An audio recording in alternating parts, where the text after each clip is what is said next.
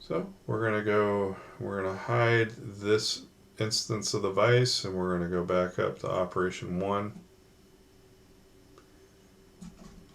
And we're going to start off with the stock visible for the first operation.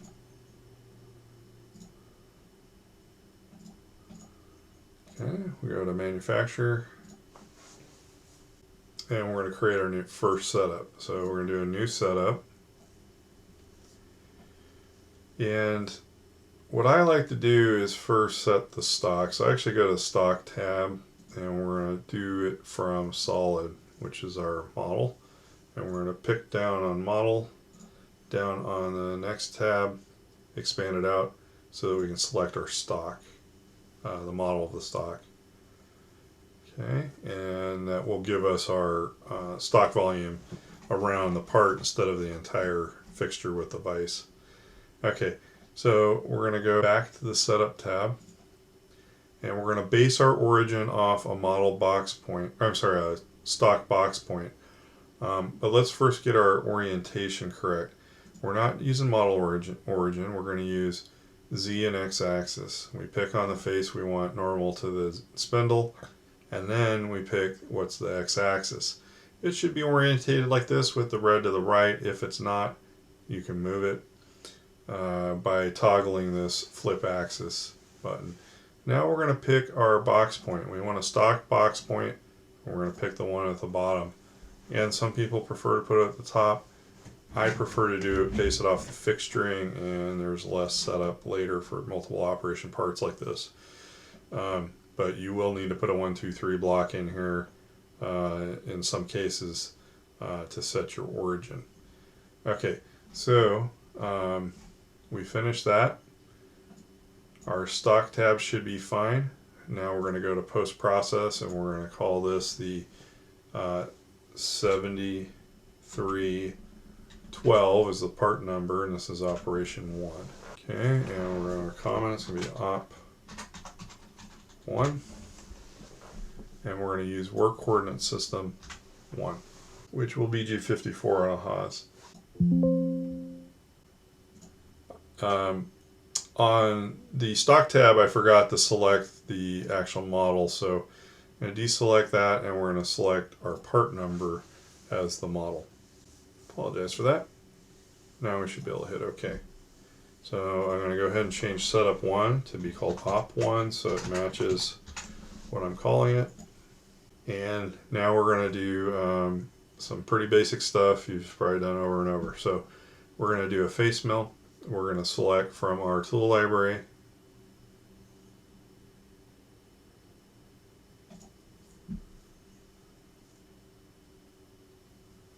We're going to pick our face mill.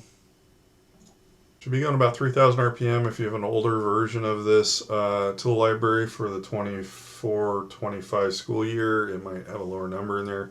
You want 3,000 or higher to get a better finish. Leave everything else at default. Geometry, we can take the default contours, and then we're going to go to heights tab. Our retract and our top height are both going to be based off stock top, and we're going to cut to model top. So if you have the correct model selected, the light blue and the dark blue is the difference of, and that's what the face mill is going to remove. We go to the next tab, and you can choose a pass direction. It's been my experience it typically goes the long way, which is how you'd want to do it. If you do have it go in a direction that puts force on the fixed jaw, that tends to be a little bit better. But we're doing such a light cut, I don't think it really matters that much. Our pass extension is 1.5 inches. I usually bump this up a little bit just to make sure that if our stock is oversized, we don't plunge right on top of it. Okay, and we're going to leave all this at default since we're only taking 30 thousandths off. We're going to do all that one pass. We don't need multiple passes on this side of the part. And then we're going to go to our linking tab, and we want the keep down, tool down selected. We want to lead in. Personally, I don't use vertical lead in races, but if you want to, go ahead. On older machines it has trouble, and I find it breaks tips of cutters often. So For this, there's really no reason for it. You're coming off the workpiece. And we're going to hit OK. Alright, so that we go down and we cut to the right. So you could flip direction. That puts the force on the fixed jaw. Might be able to run a little more rigid. I'm not going to worry about it for this light of a cut. Now, mill the top of that down. Now we're going to cut the perimeter of the part. There's a couple ways to approach this. You could use adaptive clearing. You could use just a couple contour cuts. We also want to think about separating the pocket on the inside as its own routine. The reason for that is it's a tight tolerance if you look at the drawing. This tight tolerance is designed to fit your pivot arm very tight so that it's got a nice slip fit. You want to set that up so that it's at a point in your program where you can stop it and measure. So you can either take one approach where you do it at the end, or you do it at the beginning and then you continue running. In this case, I'm going to do it at the beginning, and we need to pick a cutter that can cut this radius inside there. So what we're going to do is we're going to cut the interior of this with a 1/4 inch end mill. What that will allow us to do is we'll cut the pocket first, and then it'll allow us to stop the machine and rerun that cycle if we need to before we proceed. Hide the stock because we want to select on the model itself. Okay, we're now doing our roughing and our finishing routines with the 1/4 inch end mill. So we're going to start off with a 2D pocket, and we're going to use the default settings on the feeds and speeds. But we want to select from our current tool library. Make sure you're using the whatever revision was given to you with the assignment. We're going to go to the 1/4 inch end mill, and we're going to keep the default feeds and speeds, skip the multi-axis tab, we're going to go to the geometry tab, and we're going to select the interior of our pocket. Make sure the arrow is on the inside of the pocket. Then we're going to go to heights, and since we've already milled the top down, we're going to go for model top on both of these options for retract and top height. And we're going to go a little bit past the bottom of the pocket at about 10 thousandths. So make sure we clear any mismatch that would cause flash on the pocket when we flip it over. Now we're going to go to the next side. Next tab, and we're going to set a maximum step over. We're going to dial that back a little bit. It's going to be 0.125, and then we'll use morph spiral machining, and we'll leave the smoothing deviation alone. We're going to do multiple depths. Our maximum step down is also going to be an 1/8 inch. Now we're not going to do any step downs at the bottom, and so we'll just leave that at 0. And we're not going to do any finishing passes on the side because we're going to be coming back in with another cutter. We will leave 20 thou on the sides, but on the floor we're going to go to 0. And then our smoothing deviation, we'll leave it at 4/10, and feed optimization we're going to turn on so it slows down in the corners. Alright, we go to the next tab, which is the linking tab. We're going to keep the tool down. We want to make sure that we're doing a horizontal lead-in radius, leave that all at default. This vertical lead-in radius we're going to set at 0. There's a couple of reasons I don't do that. One of them is when you're trying to determine how far it is away from the part, it's going to put a radial move in there as opposed to a hard number, so it's harder to calculate if you're going to crash into the part. It also tends to break tools on some types of cutters. Okay, 2-degree ramp. We're going to go from a helix to a zigzag style, and we're going to leave all this at default here, and we'll hit OK.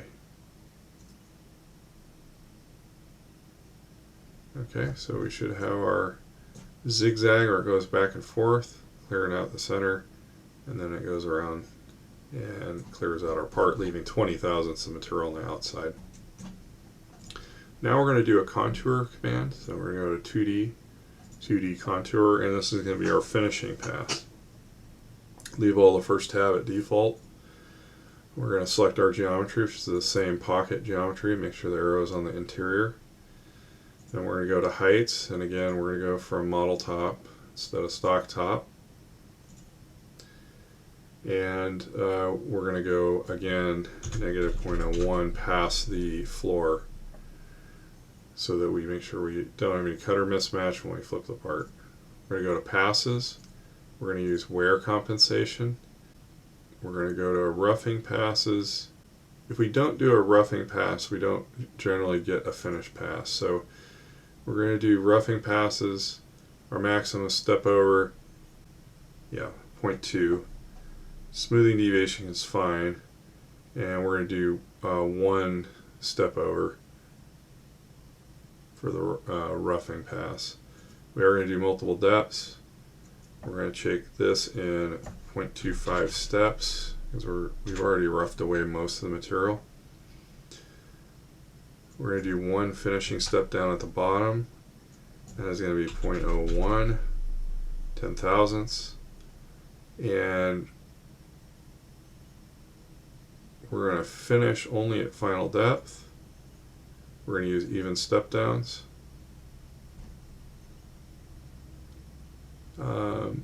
And we're going to go back up here and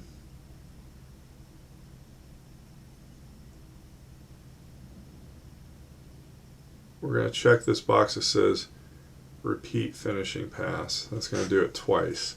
We're doing this because it's a tight tolerance and we want all the cutter flex to come out of this. Now I'm going to minimize this tab so we can see what's next.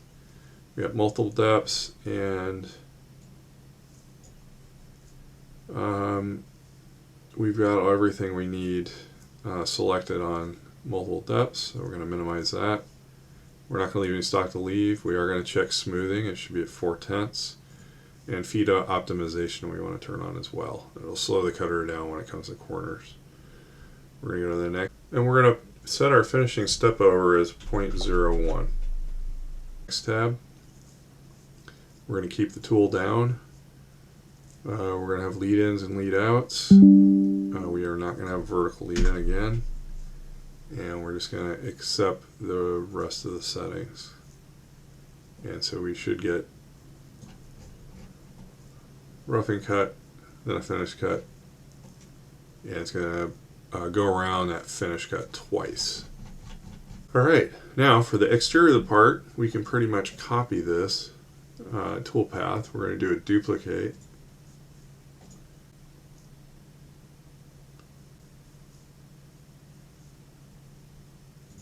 We're going to edit this tool path. We're going to keep the same defaults on the first page. Geometry is going to be different, so we're going to deselect the geometry out of the interior and then select the exterior. Make sure the arrow is on the outside. On our heights, we can leave that all at default. Then we're going to go to the next tab, wear compensation.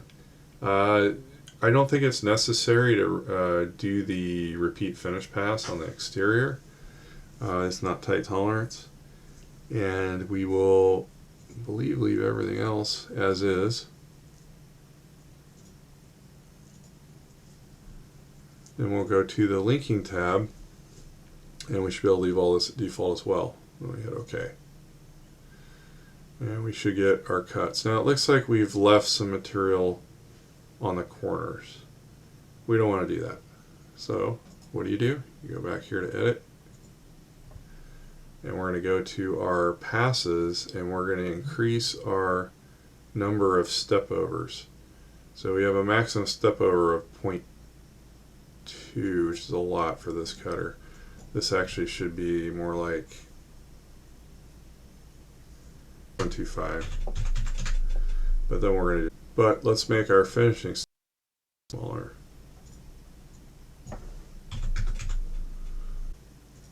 And we're going to do a number of roughing step overs of 3.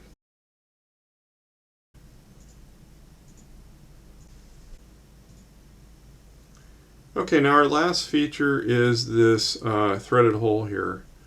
So we're going to go to drilling, and we're going to select our spot drill from our tool library.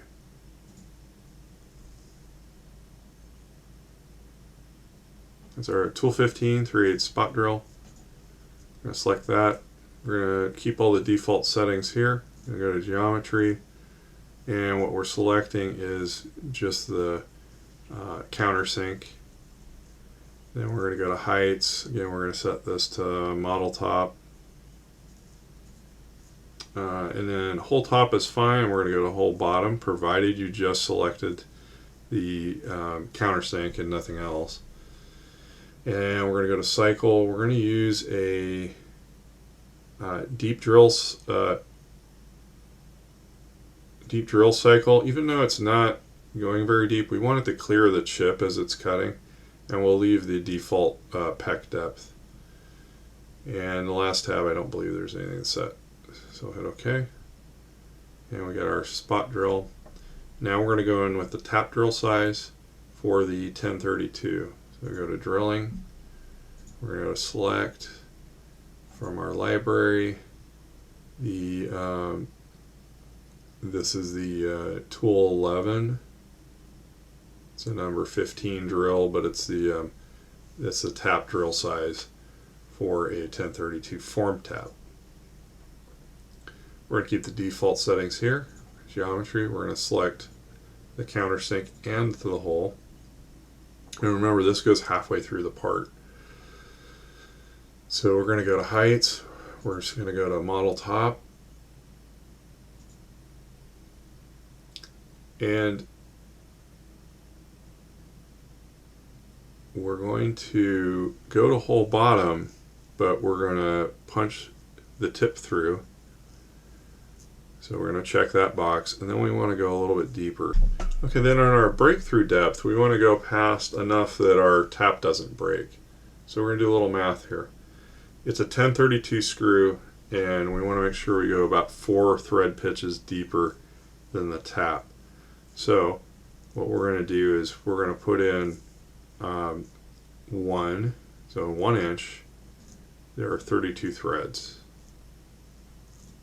That gives us a 32nd per thread pitch.